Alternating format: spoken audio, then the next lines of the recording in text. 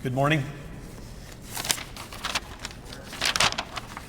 Thank you all for being here on this beautiful North Dakota fall day. I want to start out with gratitude. I'm joined here today by Senate Majority Leader Rich Wardner and House Majority Leader Chet Pollert. And I want to just take a moment and talk about these two individuals. Without their leadership, we wouldn't be here today, and probably literally for this announcement. But I also want to say that what they've been doing and leading not just the last 3 weeks and the last 3 months, but the last 2 years during really uncharted times has really been incredible. There's probably never been a time in our state's history where there's been more decisions and more challenges presented for the majority leaders of our state. Regardless of what party they're in, this is really, really historic, and these folks have stepped up. They're the best of what citizen legislature means, and here they are again this morning, having just gotten back to their homes yesterday, driving back to Bismarck to be here today, constantly making sacrifices. I know these folks are working around the clock, and while we may have, quote, a part-time legislature, it's been a full-time job, and then some 7 days a week to be filling these roles during the last couple years. And because of their leadership and collaboration, we're here today together, standing together to announce that I've this morning just signed an executive order 2021-17 to pursuant under the Article 7 North Dakota Constitution to convene a special session of the North Dakota Legislative Assembly, the 67th, beginning on Monday, November 8th, 2021, in the legislative chambers here at the state capitol in Bismarck. The special session for the Legislative Assembly is convened for the following purposes. One, for redistricting, which of course is a constitutional duty that is required after each 10-year census, and so after following the 2020 census, with those results came in August. So that's one reason listed on the executive. Another is to address the funding sources for statewide infrastructure and capital projects that were previously authorized this past spring, and also to address natural gas utilization and transmission from western North Dakota to get that to the central and eastern North Dakotas for residential, commercial, and industrial uses, which will help drive the top line revenue of the state as it supports our energy industry. Addressing statewide workforce program funding, addressing investments in economic development opportunities, address road, water, and deferred maintenance needs across the state, and to address tax relief for North Dakota taxpayers. That's probably the most comprehensive list in the history of the state ever delivered for the convening of a special session, but these are unusual and interesting historic times. We have before us something that no special session has ever had before, and that's the American Rescue Plan Act, or ARPA. With that, there is over $1 billion of state fiscal relief funds. It's the responsibility of the state to decide how to allocate those funds, and $113 million in the same ARPA program for capital projects. Earlier this fall, our office announced a plan, Accelerate ND, on how to apply these dollars. As a starting point, in collaboration with the legislature, and legislative leaders, they designed a process, again, for something that the legislature had not had to ever try to figure out how to do, is appropriate $1.1 billion in a short amount of time in between sessions. They came up with a plan. They reached agreement yesterday morning. In that plan, there's $423 million that would go towards funding the appropriations that the legislature made last spring. That's in complete alignment with the Accelerate ND plan offered by Lieutenant Governor Sanford and myself earlier this year. On the $697 million for ARPA dollars, as we've discussed, we think we're about 80% in agreement on that, and I would just have to say today that's a really great starting point, and I want to thank the appropriations leaders and the appropriations committees who've gone through a record, I think $9.7 billion of ideas and requests in just 3 weeks. and they came together with a draft bill which is being moved forward, which will be introduced in the legislature. So I want to thank the APROPS leaders and the APROPS members for all their work. And certainly I want to also offer gratitude to Lieutenant Governor Sanford, Chief of Staff Jace Bueller, and Joe Morissette from OMB for all their work on all the budget work and all the people that work to support them. One other element of Accelerate ND, which wasn't addressed in the last 3 weeks, I want to mention briefly this morning, particularly as we face a potential for upcoming inflation in the years ahead of us, is the state has got record reserves and record savings and record amounts of cash. That cash is right now sitting at the Bank of North Dakota, earning a paltry 0.07% in a checking account at a time when we could be facing inflation, particularly as it relates to construction and construction projects, the kind of one-time things that we would need to do to move the state forward without growing government. Yeah, we know that in the rainy day fund, as everybody knows, is completely filled at $750 million. In the strategic investment in an infrastructure fund, which the legislature holds, there's $567 million of cash that's unobligated in that. And then we finished in June, unlike many states around the country that came out of the pandemic with huge deficits. We finished with a overage or an ending balance of $1.1 billion over forecast. $400 million of that was unallocated. So in our Accelerate ND plan, we did talk about using that as tax relief, $200 million, which would go to 350,000 North Dakota families to really, as a form of relief for those folks that kept working and kept our state moving ahead during the pandemic. We'd also had in that $100 million for pension fund relief and $100 million for additional economic development and workforce. And well, this ending balance discussion was not taken up during the discussion during the Appropriations Committee. Again, we encourage the legislature to take a look at specifically, in particular, tax relief for North Dakotans when they convene.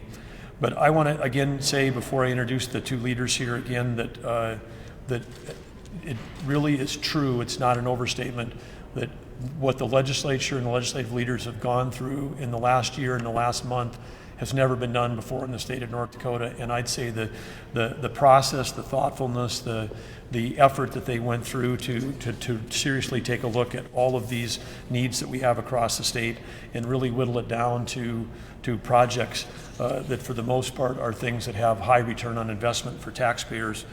Really remarkable to get that job done in a short amount of time. And as I said, it wouldn't have happened without their leadership. So it's with real gratitude that these two statesmen, and when I say statesmen, they've done their job not looking after their own districts, not looking after their own particular politics. They're really looking after the state of North Dakota, and I mean that because in the bill that you're going to see, there's things for working mothers, there's things for behavioral health, there's things for much needed infrastructure which help grow and diversify our economy. It's really, really thoughtful what they've put together, and proud to be here with them and proud to have an opportunity to help lead the state going forward. So with that, they've decided in their order of operations that today Chet Pollard is going to lead. So Senate Majority Leader Chet Pollard, you're first up at bat. I thought that's what we get. Apparently we've uncovered a disagreement already between the two chambers. Who's going first? You said Senate. You called him Senator. Oh, I called him Senator? Okay, I apologize for that. That was confusing. Thank you, Governor. Okay, House Majority Leader Chet Pollard going first. Thank you, Governor. Good morning, everybody. I will say that this process that we go through here is not easy. This process is grinding, but you got to like what you're doing in order to stay into this arena. And that's what we've been doing through the session in 2021 and now going through here. And there is gnashing of teeth, privately and publicly, but that's the way this process works, and that's how we get a product that I think we can proud of. We have a bill coming towards legislative management on Monday that shows that work. I would like to just touch on a couple of those real quick. The infrastructure bill will help us get those things going faster so that we're into a construction season instead of waiting until 2023 and then we'd be another year behind. I also want to talk about one of the biggest things, and I've been an advocate ever since I first heard of this, and that's why I pushed for the $150 million for the pipeline. And that is going to be huge benefits-wise, not only for those folks in the northern tier to go from western North Dakota and over to eastern North Dakota, but it also helps us stabilize our revenues in that particular category for oil and natural gas.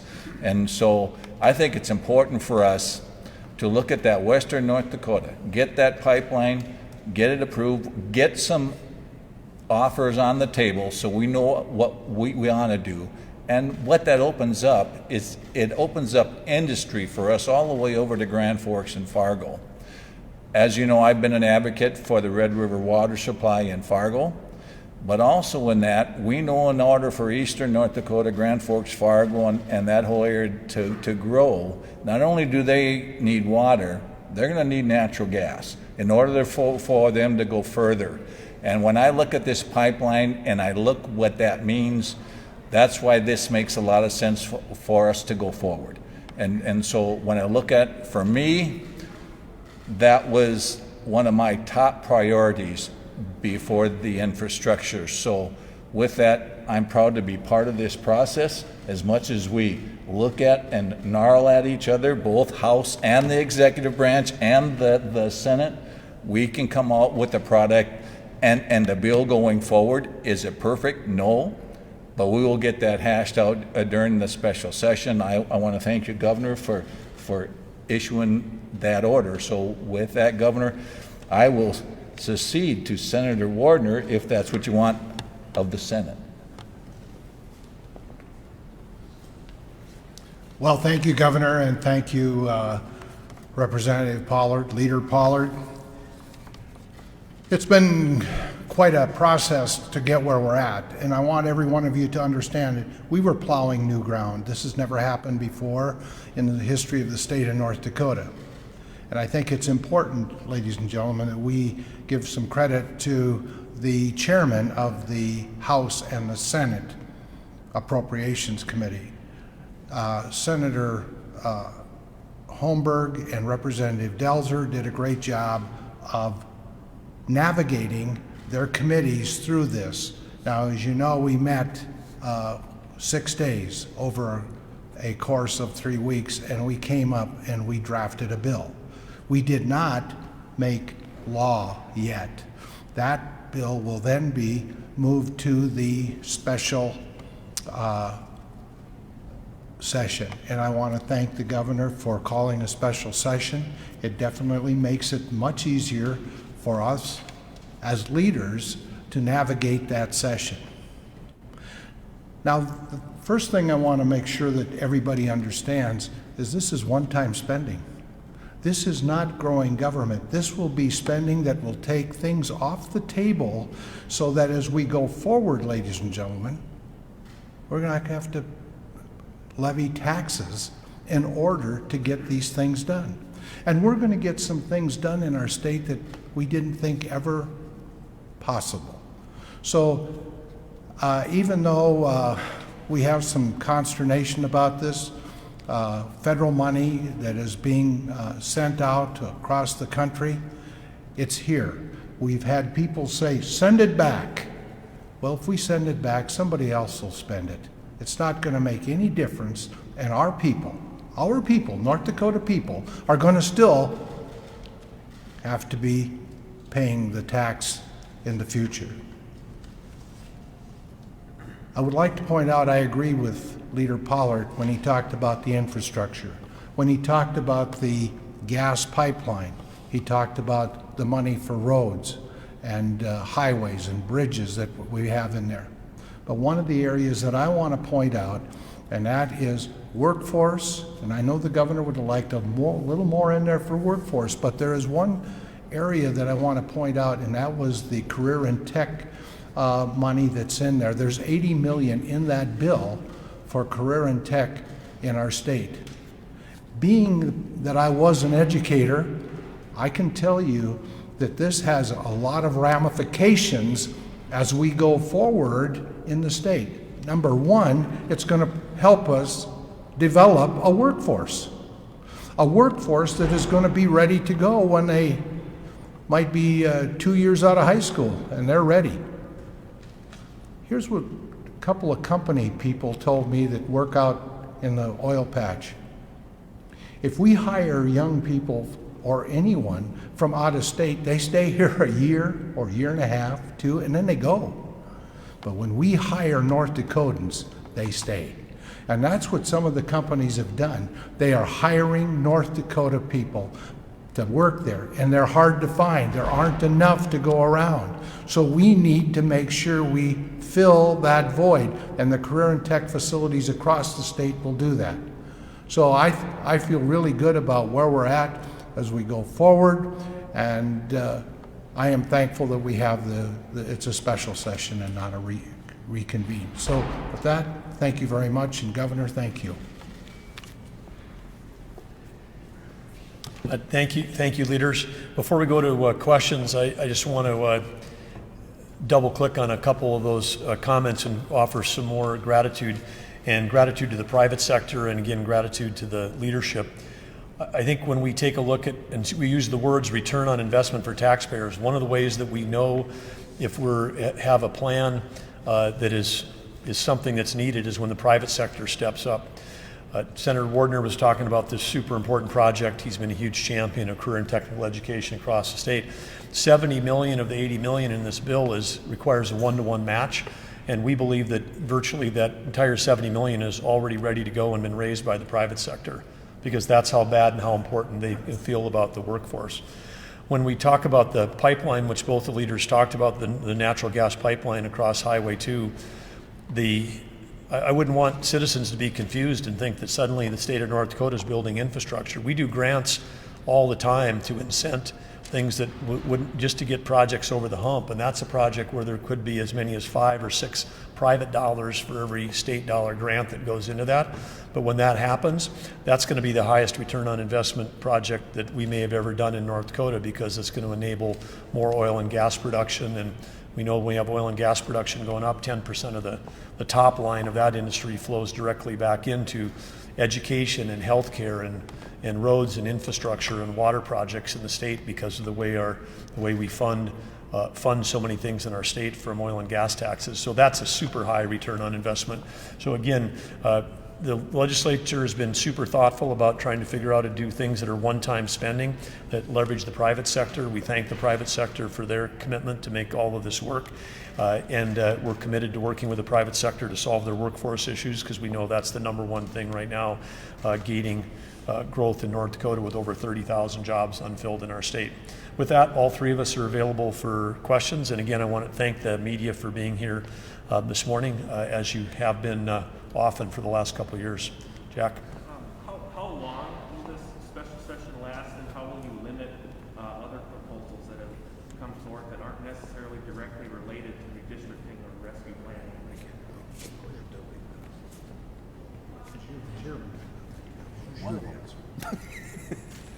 Morning, Jack. Senator Wardner and myself have been talking with Legislative Council. As you know, I think there's 26 bills that have come in delayed. I think there's 21 in the House and 6 in the Senate. Those will have to be voted on in the Delayed Bills Committee in their appropriate chamber, and then we will do that. And I'll just tell you how the process is going to work real quick. Those sponsors, not those sponsors, the chief sponsor, prime sponsor of that bill will come forward to the delayed bills. They will explain that bill. The delayed bills then can ask a few questions if they feel it's appropriate, and then there will be a vote. Now, I myself don't want to be here. Forgive me, Governor, and I like our conversations, but I don't want to be here for 2-3 weeks. I'd like to say we can be out of here in 5 days. I'd like to say we can be out of here in 4, but you know, I'd like to say that's a goal of mine, is to try to be out of here late Friday night, but I don't know if that's going to work. But we're going to try. You're going to see this session for the House and the Senate. You know, now that we know we have a special session, once that delayed bill, if it passes, then it'll go to the Joint Technical Corrections Committee, if that's the correct name. They're going to start working that. The delayed bills will meet Monday morning, but we've got to set up our rules for operation for the special session. We've got to appoint the committees to the Joint Technical Committees, and all that's kind of official we have to do, and then we're going to go in, and that delayed bills committee, I'm hoping, is meeting Monday morning on the 8th. And then the Joint Technical Committee, I would suspect from both chambers, is just going to start meeting Monday afternoon. And they're going to have to work at night. And then if we got to come in at night to get a bill over to the next chamber, that's what we're going to do. So it's not going to be an 8 to 4 deal. This is going to be working into the night, 8 to 8. And if the House or the Senate isn't in on the floor, that Joint Technical Committee or the Redistricting Committee or the Appropriations Committee are going to be expected to meet into the evening to get this thing moving forward. Now, the one thing you have to be careful of, in the Redistricting Committee and on the Appropriations Committee, there's members that are in both of them. When the names come out on the Joint Technical Committee, they are policy people. They are not approps people. So, and they will not be on the Redistricting or the Appropriations Committee, so that they're meeting and they're marching forward. And that is our plan, and that's what I'm going to be doing on the House, is to make sure they're meeting. And so I would like it to be an efficient but an expedited matter going forward. And that'll be our plan. But anybody who's got a delayed bills is going to be heard in that committee, then the action will be done, and then it'll go on forward. If it passes, if it fails, you know, it may come back to the floor to try to get it up. I fully understand that, but we're going to be working expediently on this thing to be marching forward. So, Jeff, tell them the deadline was October 11th. There's no more. We got 25 bills. That's it. There won't be any other bills coming up. yeah, we had decided that October 16th at 5 o'clock, but they had to be in by October 11th so Legislative Council could get the drafting done. And so that had to be in by 5 o'clock and not 5 o'clock and 1 second. You know, with technology, we cut that off. And so there were some folks who said, well, I didn't have it because of this. No, we give the deadlines. We gave them, I think, 2 weeks or 2.5 weeks to get it ready. And the same way with the appropriations, when we looked at the ARPA dollars, all those had to be in, was it midday October 6th. And so there were deadlines, and we're holding true to that, because it's not fair to have one person, then we're going to have a whole flood of them. So there was a schedule to keep this thing moving forward. As recent as a month ago, Senator Wardner, you said with or without the governor's blessing, we're going in November 8th. What changed in the last month between you three to call this special session?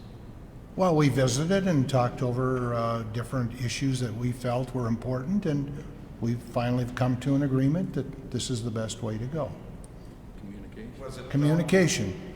that with a reconvened session with the list that you have at present, was that achievable during that 4 days? Would it have been achievable? Right. In other words, you could have done this without a special session, Senator. It was achievable, but it was a lot more difficult. What specifically were some of the issues that you were able to come to terms on to be able to call this with the governor? I guess I'd rather not answer that. Can I ask it another way? The governor's tax relief plan, will we see a bill to that effect? There will be a bill in on tax relief. That's in the bills that have been presented that we have, and you will see that on Monday when the management. Is it the governor's? It is not the governor's, no. Is it similar? No, I think that one's more of a permanent versus the governor's was a tax credit. And Governor, I'm assuming you know a little bit about that. Is that copacetic with you? Is that, have you seen that? Does that say what you want to accomplish? haven't seen the bills, and I think that's, I don't think anybody's seen the bills. At least in our office hasn't seen bills. Those two have seen them. Nobody else has had them, so that's news to me right here. What about the potential for a veto session?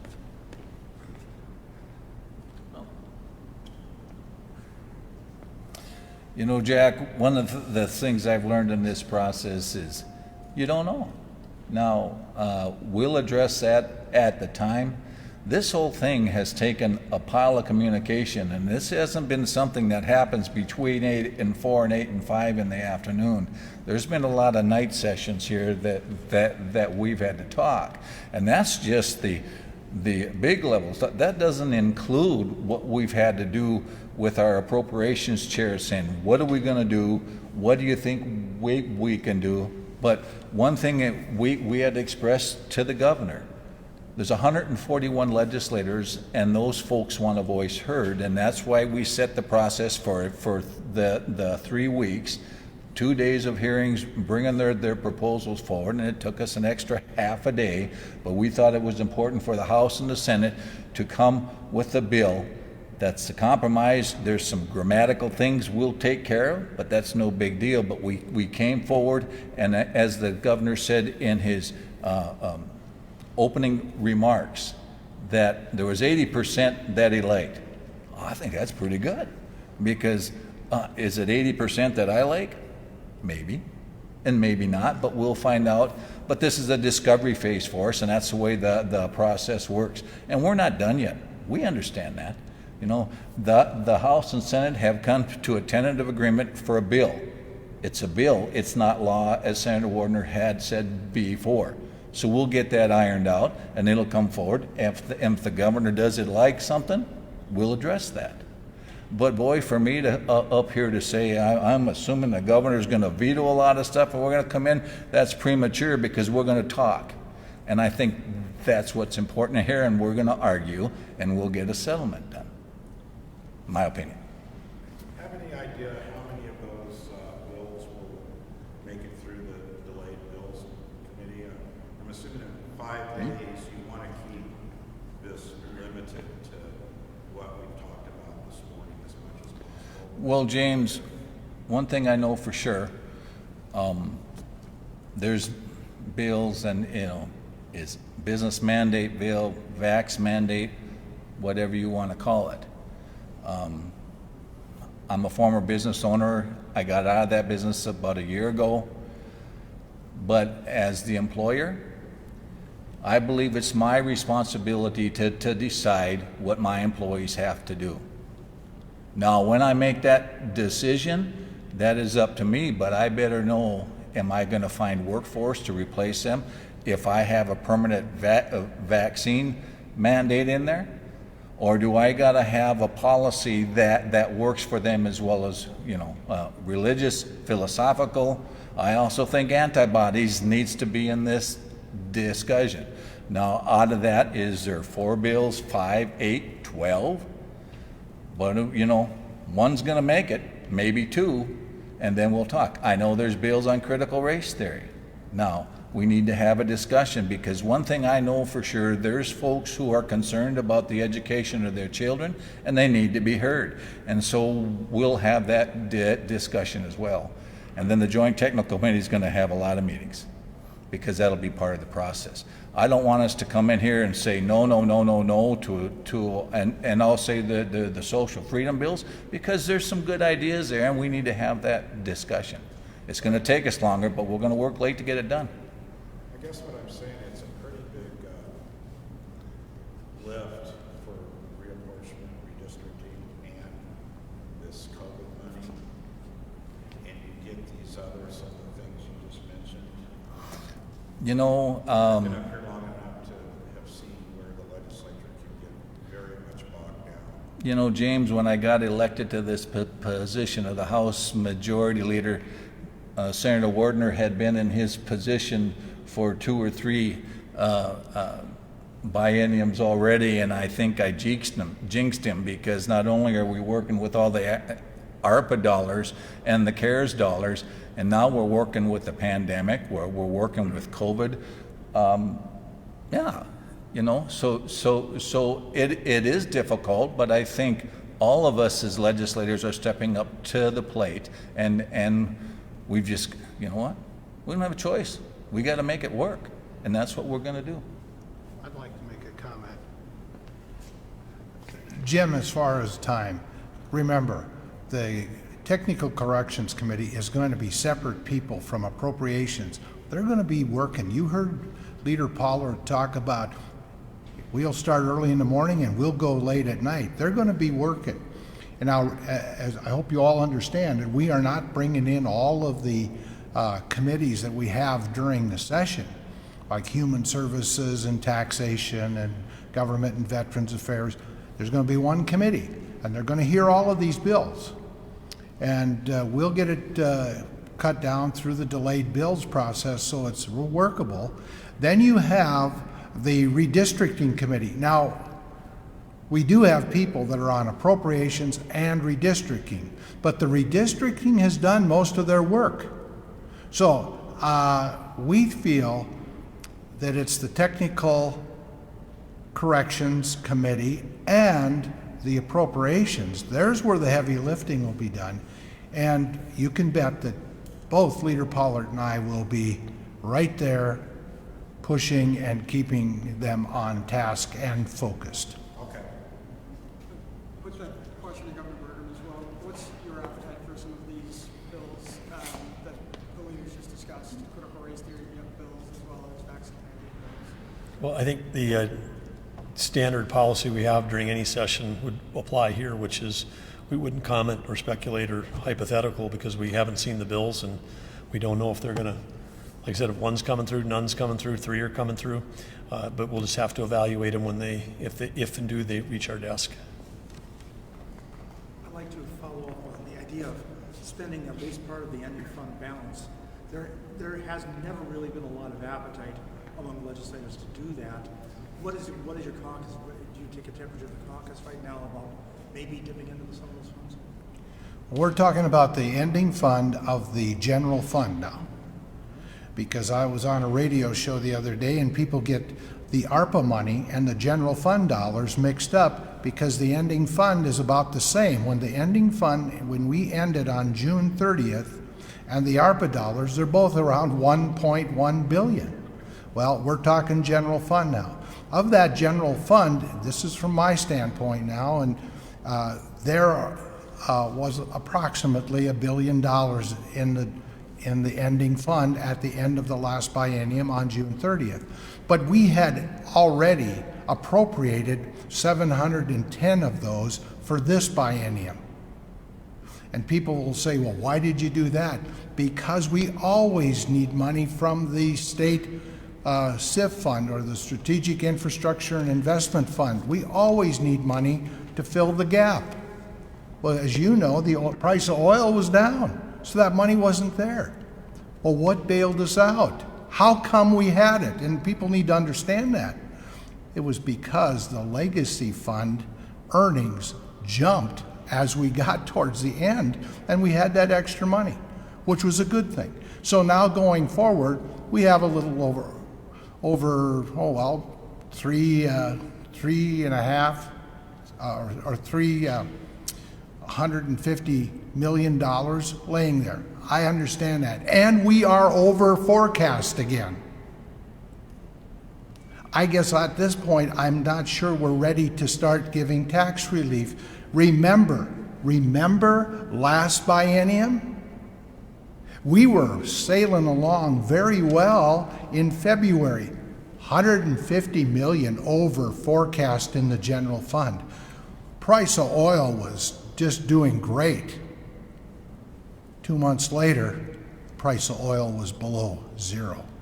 And all of a sudden our funding started going down, our ending fund balance started to deplete. I am not against this, I'm just saying this is not the right time.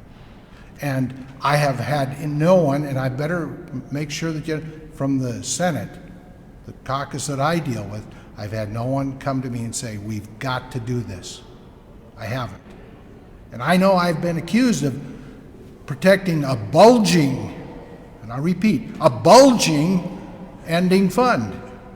It's not bulging. Is it healthy? Yes. Is that from my story, Senator? No. I gotta say something real quick. Well, and it wouldn't be right that if the Senate said something, if the House isn't quite in agreement, that I've got to stick up for the House. Just like when the legislative branch meets us, we don't agree with the executive branch, but we have to get it ironed out. Now, I believe in tax relief, but I don't believe it should be one time. Now, but at the same time, can we do that in 5 days? That's a good question, Mark. But I do support that, so we'll see how that goes. But that's my concern. There's certain things that have to wait till 2023 and certain things that don't. And so we'll have that discussion. I gotta make one more comment. The governor's was more of a temporary, but Leader Pollard is correct. If we're going to make tax policy, you don't do it during special sessions. You do it during regular sessions. Right, so it can be vetted and so on, and no comments, et cetera. Absolutely. The electorate has once already turned down some income tax. Right. Have you, Gonna change my mind. have you given thought to your operations during this special session? The pandemic is arguably at its worst than any point this calendar year. October has been the deadliest month this year. Will we see a return to masking in legislative rules, or? Now you're going to get me in trouble because I forgot I had my booster shot appointment yesterday because we were in here in negotiations. So I had to call them back up to my local public health theater. Well, I got that done this morning, and my wife says, you better do that this afternoon. Well, no, I did it this morning, so maybe hopefully she's not listening to this. But anyway, the reason why I think we're fine, a majority of us are vaccinated. You know, if you feel you want to wear a mask, I'm fine with that. But I'm vaccinated, now I got my booster shot, and I'm fairly comfortable. I carry my sanitizer with me. You know, if I shake your hand, Jack, am I going to put it on? Well, I don't want you to get a thought about that. But that's my problem, and that's my decision. But most of us have been vaccinated, and I'm comfortable with that. And those who aren't, if they've had COVID, like I said earlier, the antibodies are there, so I'm comfortable with that, my opinion.